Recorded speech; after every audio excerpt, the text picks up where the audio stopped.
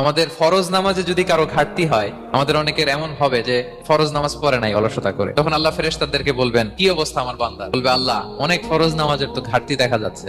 তখন আল্লাহ বলবে উনদুরু হাল্লি আবদি মিন তাতাওয়ু, ফরজে যদি ঘাটতি থাকে দেখো তো আমার বান্দার কিছু নফল নামাজ আছে কিনা। ফেরেশতারা এবার খুঁজে দেখবে, হ্যাঁ এই বান্দার অনেক নফল নামাজ আছে। তখন আল্লাহ বলবে ঠিক আছে, এই নফল গুলোরে ফরজের ভেতরে ঢুকাইয়া মেকআপ করে দাও। তাহলে বলেন নফল ইবাদতের দরকার আছে না নাই?